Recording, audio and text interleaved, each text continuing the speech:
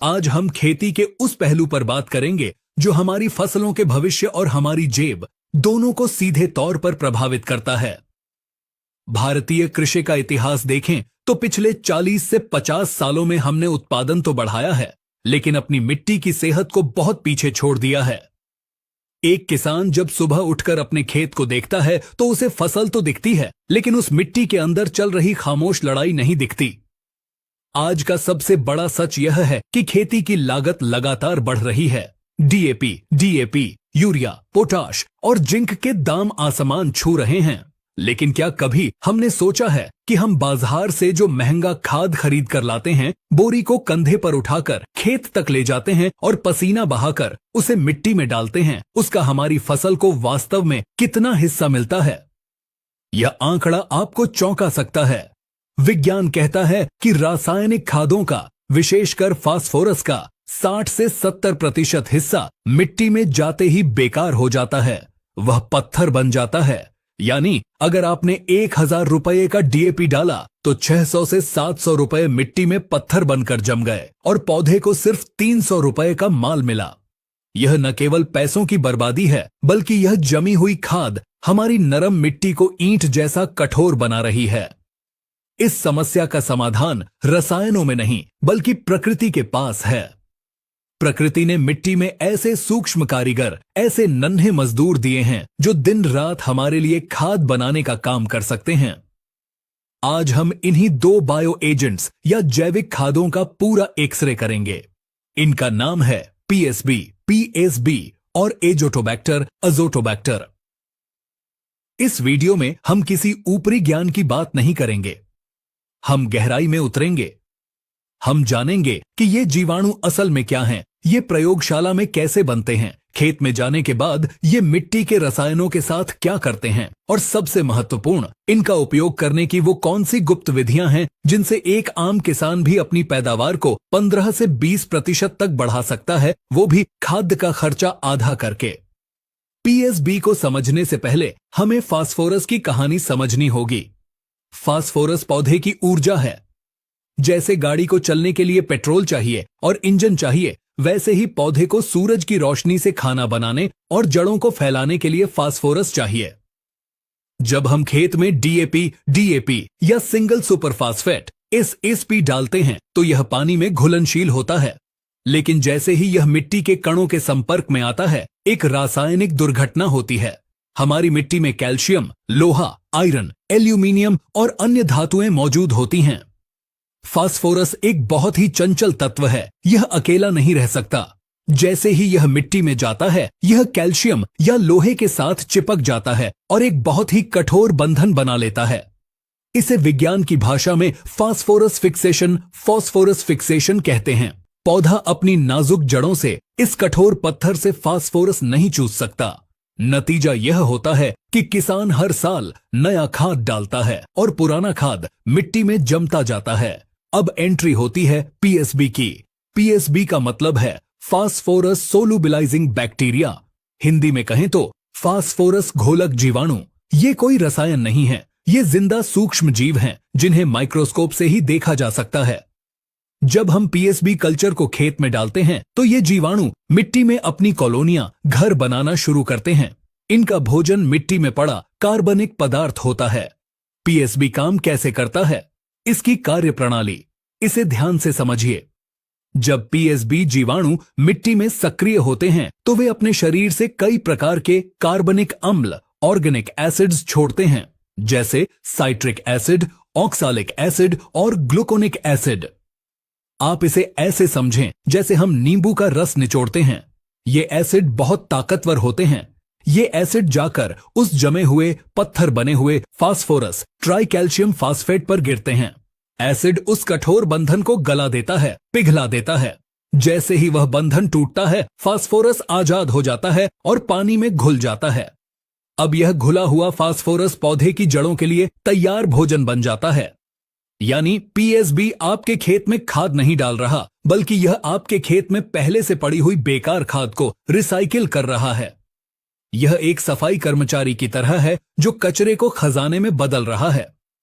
PSB के अतिरिक्त फायदे: जड़ों का विकास। पीएसबी केवल फास्फोरस ही नहीं घोलता, बल्कि यह कुछ ऐसे पदार्थ भी छोड़ता है जिससे जड़ों का आकार बढ़ता है। जितनी बड़ी जड़ें होंगी, पौधा उतनी दूर से पानी और भोजन खींच पाएगा। फफूंद से सुरक्षा। पीएसबी की कुछ प्रजातियां जैसे स्यूडोमोनास मिट्टी में मौजूद हानिकारक फफूंद को भी पनपने से रोकती हैं। यानी यह खाद के साथ साथ एक छोटा मोटा डॉक्टर भी है। अब हम दूसरे महानायक की ओर बढ़ते हैं, जिसका नाम है एजोटोबैक्टर। यह पीएसबी से बिल्कुल अलग काम करता है। हमारे चारों तरफ जो हवा है उसमें 78% नाइट्रोजन है। नाइट्रोजन यानी यूरिया का मुख्य तत्व। कुदरत ने हमारे सिर के ऊपर नाइट्रोजन का समुद्र बना रखा है, लेकिन समस्या यह है कि पौधे के पास ऐसी कोई नाक या फेफड़ा नहीं है कि वह इस हवा वाली नाइट्रोजन को सीधे ले सके। पौधे को नाइट्रोजन चाहिए अमोनिया या नाइट्रेट के रूप में। इंसान ने हवा से नाइट्रोजन लेकर यूरिया बनाने के लिए बड़े बड़े कारखाने लगाए हैं, जहां भारी मशीनों और बहुत ज्यादा तापमान पर यूरिया बनता है। लेकिन कुदरत ने यह ताकत एक नन्हे से जीवाणु एजोटोबैक्टर को दी है। राइजोबियम और एजोटोबैक्टर में अंतर। अक्सर किसान भाई यहां गलती कर जाते हैं। वे हर फसल में राइजोबियम ढूंढते हैं। याद रखें, राइजोबियम केवल दाल वाली फसलों चना, मूंग, उड़द, सोयाबीन में काम करता है, क्योंकि वह जड़ों में गांठें बनाता है। लेकिन एजोटोबैक्टर अनाज वाली और नकदी फसलों के लिए है। अगर आप गेहूं, धान, मक्का, ज्वार, बाजरा, सरसों, कपास, गन्ना, आलू, प्याज, मिर्च, टमाटर या कोई भी सब्जी लगा रहे हैं, तो वहां राइजोबियम काम नहीं करेगा, वहां एजोटोबैक्टर काम करेगा। यह असहजीवी फ्री लिविंग जीवाणु है। इसे किसी की जड़ में घर बनाने की जरूरत नहीं। यह मिट्टी में खुला घूमता है और अपना काम करता है। यह काम कैसे करता है?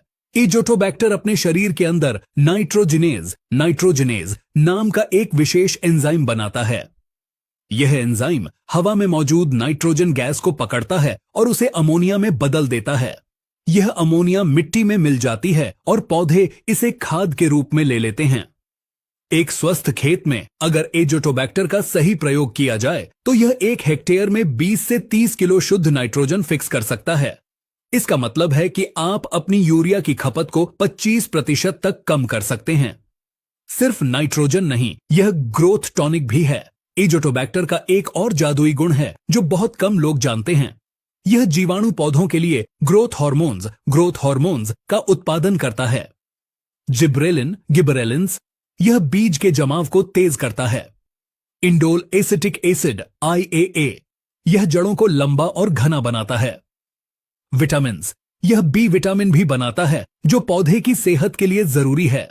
यही कारण है कि जिन खेतों में एजोटोबैक्टर डाला जाता है वहां बीजों का अंकुरण जर्मिनेशन बहुत शानदार होता है। पौधे शुरुआत से ही हरे भरे और ताकतवर दिखते हैं। यह सिर्फ खाद नहीं है, यह पौधे का बॉर्नविटा भी है। क्या पीएसबी और एजोटोबैक्टर को एक साथ मिलाया जा सकता है? जवाब है हां, और यह बहुत जरूरी है। जब आप इन दोनों को एक साथ खेत में डालते हैं तो एक चमत्कार होता है जिसे विज्ञान में सिनर्जी कहते हैं। एजोटोबैक्टर को हवा से नाइट्रोजन खींचने के लिए बहुत सारी ऊर्जा, ताकत की जरूरत होती है। यह ऊर्जा उसे फास्फोरस से मिलती है। पीएसबी उसे यह फास्फोरस घोल कर देता है। बदले में पीएसबी को अपनी जनसंख्या बढ़ाने के लिए नाइट्रोजन चाहिए होती है जो उसे एजोटोबैक्टर देता है। ये दोनों एक दूसरे की मदद करते हैं। यह कुदरत का बार्टर सिस्टम, लेन देन है। इसीलिए टेक्निकल एग्रीकल्चर की सलाह है कि आप हमेशा इन दोनों का प्रयोग साथ में करें। इसे डुअल कल्चर या कंसोर्टिया भी कहा जाता है। अब हम सबसे महत्वपूर्ण हिस्से पर आते हैं, इनका इस्तेमाल कैसे करें। बाजार से बोतल ले आना आसान है, लेकिन 90% किसान इसे खेत में डालने के तरीके में गलती करते हैं, जिससे जीवाणु मर जाते हैं और रिजल्ट नहीं मिलता। आइए जानते हैं 4 सबसे सटीक विधियां। विधि 1, बीज उपचार सीड ट्रीटमेंट। सबसे असरदार, यह सबसे प्रभावी तरीका है क्योंकि इसमें जीवाणु सीधे बीज के ऊपर चिपक जाते हैं और जैसे ही बीज उगता है जीवाणु अपना काम शुरू कर देते हैं। सामग्री 10 किलो बीज के लिए लगभग 250 ग्राम या मिलीलीटर पीएसबी और 250 ग्राम एजोटोबैक्टर, साथ में 50 से 100 ग्राम गुड़ का घोल। सबसे पहले आधा लीटर पानी में गुड़ डालकर उबालें। गुड़ एक स्टिकर गोंद का काम करता है और जीवाणुओं के लिए शुरुआती भोजन भी है। इस घोल को बिल्कुल ठंडा कर लें, गर्म पानी में जीवाणु मर जाएंगे। मिलाना। ठंडे गुड़ के घोल में कल्चर मिलाएं। अब बीजों को एक साफ प्लास्टिक या पल्ली पर फैलाएं। इस घोल को बीजों पर छिड़कें। सावधानी, दोनों हाथों से बीजों को पलटें ताकि हर दाने पर लेप लग जाए। ध्यान रहे, बीजों को रगड़ना नहीं है, वरना बीज का छिलका, सीड कोट क्षतिग्रस्त हो सकता है। सुखाना, यह सबसे जरूरी स्टेप है। उपचारित बीजों को छांव में आधे से 1 घंटे सुखाएं। गलती से भी धूप में न रखें। सूरज की अल्ट्रावायलेट किरणें, यूवी रेज, इन जीवाणुओं को सेकंडों में मार देती हैं। जैसे ही बीज का गीलापन खत्म हो, तुरंत बोवाई कर दें। विधि 2, पौध उपचार। Root dipping. धान, टमाटर, मिर्च, प्याज, गोभी और बैंगन जैसी फसलों के लिए जिनकी नर्सरी तैयार करके रोपाई की जाती है, एक बाल्टी में 5 से 10 लीटर पानी लें। इसमें 250 से 500 मिलीलीटर पीएसबी और एजोटोबैक्टर मिलाएं। रोपाई से पहले पौधों की जड़ों को धो लें और फिर इस घोल में 20 से 30 मिनट के लिए डुबोकर रखें। इसके बाद तुरंत खेत में लगा दें। इससे जीवाणु जड़ों के साथ सीधे मिट्टी में स्थापित हो जाते हैं। विधि 3, मृदा उपचार, सॉइल एप्लीकेशन और संवर्धन, इंक्यूबेशन। अगर आप बीज उपचार नहीं कर पाए या गन्ना/बागवानी जैसी फसल है तो मिट्टी में डालना ही विकल्प है, लेकिन सीधे बोतल से निकालकर मिट्टी में छिड़कने से फायदा कम होता है। इसे संवर्धित, मल्टीप्लाई करके डालें। जादुई तरीका। 100 किलो 1 क्विंटल अच्छी सड़ी हुई गोबर की खाद या वर्मी कंपोस्ट लें। इसमें 1 से 2 लीटर प्रति किलो पीएसबी और एजोटोबैक्टर मिलाएं। थोड़ा पानी छिड़कें ताकि नमी बनी रहे, कीचड़ नहीं बनाना, बस नमी। इस ढेर को छाया में रखें और गीले बोरे से ढक दें। इसे 2 से 3 दिन 48 से 72 घंटे तक ऐसे ही छोड़ दें। इन 3 दिनों में गोबर की खाद के अंदर जीवाणु अपनी संख्या को लाखों से करोड़ों में बदल लेंगे। वे एक्टिव मोड में आ जाएंगे। अब इस तैयार सुपर खाद को बुवाई से पहले या पानी लगाने से पहले पूरे खेत में बिखेर दें। इसका रिजल्ट सीधे डालने से 10 गुना बेहतर आता है। विधि 4, ड्रिप सिंचाई, ड्रिप इरिगेशन। आजकल आधुनिक किसान ड्रिप का उपयोग करते हैं। लिक्विड बायो फर्टिलाइजर को वेंचुरी के माध्यम से दिया जा सकता है। 1 एकड़ के लिए 1 से 2 लीटर कल्चर काफी है। पहले सादा पानी चलाएं, फिर कल्चर चलाएं और अंत में फिर से 15 से 20 मिनट सादा पानी चलाएं। यह सुनिश्चित करता है कि पाइपलाइन साफ हो जाए और जीवाणु जड़ों के पास रूट जोन पहुंच जाएं। बायो फर्टिलाइजर का फेल होना अक्सर हमारी गलतियों का नतीजा होता है। इन बातों को गांठ बांध लें। केमिकल से दूरी, यह सबसे बड़ा नियम है। कभी भी पीएसबी/एजोटोबैक्टर को डीएपी, यूरिया या किसी कीटनाशक दवा के साथ मिलाकर टैंक में न डालें। रसायन का सांद्रण, कंसंट्रेशन, जीवाणुओं की कोशिका झिल्ली को फाड़ देता है। अगर रसायनों का प्रयोग करना है तो बायो फर्टिलाइजर डालने के कम से कम 3 से 4 दिन का अंतर, गैप रखें। नमी, मॉइस्चर ही जीवन है। जीवाणु मछली की तरह हैं, वे बिना नमी के नहीं तैर सकते। सूखी धूल भरी मिट्टी में कल्चर डालने का कोई फायदा नहीं। हमेशा पलेवा करने के बाद या बारिश के बाद या सिंचाई करने के तुरंत बाद इनका प्रयोग करें। खेत में पैर चिपकने वाली नमी होनी चाहिए। धूप से बचाव, जीवाणुओं को गर्मी और सीधी धूप पसंद नहीं होती। बुवाई या छिड़काव हमेशा सुबह जल्दी या शाम को 3 बजे के बाद करें। बाजार से लाते समय भी बोतल को थैले में रखें। बाइक पर धूप में लटकाकर न लाएं। घर पर भी ठंडी जगह रखें। Expiry date. बायो फर्टिलाइजर में जीवित जीव होते हैं। समय के साथ उनकी संख्या घटती जाती है। पाउडर वाले कल्चर की उम्र आमतौर पर 6 महीने और लिक्विड वाले की 1 साल होती है। खरीदते समय तारीख जरूर देखें। पुरानी दवा मतलब बेजान दवा। जिंक और सल्फर, पीएसबी और एजोटोबैक्टर को कभी भी जिंक या सल्फर के साथ मिक्स न करें। ये तत्व एंटीबैक्टीरियल होते हैं और जीवाणुओं को मार सकते हैं। आइए अब बुद्धि से सोचते हैं, इसमें हमारा क्या नफा नुकसान है। 1 एकड़ खेत में पीएसबी और एजोटोबैक्टर डालने का खर्चा मुश्किल से 300 से 400 रुपए आता है। बदले में यह क्या देता है? लगभग 25 किलो नाइट्रोजन, जिसके लिए आप 1 बोरी यूरिया डालते हैं, लगभग 20 से 25 किलो फास्फोरस, जो 1 बोरी DAP/SSP के बराबर काम करता है। इनकी बाजार कीमत 1,500 से 2,000 रुपए से ज्यादा है, यानी 400 रुपए लगाकर आप 2,000 रुपए का खाद बचा सकते हैं। लेकिन असली फायदा पैसे की बचत नहीं, बल्कि मिट्टी की सेहत है। रासायनिक खाद मिट्टी को नशेड़ी बना देती है। आज 1 बोरी डाली, कल 2 डालनी पड़ेगी, लेकिन बायो फर्टिलाइजर मिट्टी को आत्मनिर्भर बनाते हैं। मिट्टी भुरभुरी होती है, जल धारण क्षमता, वाटर होल्डिंग कैपेसिटी बढ़ती है, यानी कम पानी में भी फसल सूखेगी नहीं। फसल में रोग कम लगते हैं क्योंकि पौधा अंदर से मजबूत होता है। उपज में 10 से 15% की वृद्धि होती है। दाने की चमक, लस्टर और स्वाद बढ़ता है, जिससे मंडी में भाव अच्छा मिलता है। किसान भाइयों, आने वाला समय इंटीग्रेटेड न्यूट्रिएंट मैनेजमेंट INAM का है। इसका मतलब है रसायनों का संतुलित उपयोग और जैविक खादों का भरपूर उपयोग। हम यह नहीं कह रहे कि आप आज ही यूरिया DAP डालना एकदम बंद कर दें। नहीं, एकदम से बंद करने पर उत्पादन गिर सकता है, लेकिन शुरुआत करें। अपनी रासायनिक खाद में 20 से 25% की कमी करें और उसकी जगह PASB और एजोटोबैक्टर को दें। धीरे धीरे आप देखेंगे कि आपकी मिट्टी की जान वापस आ रही है।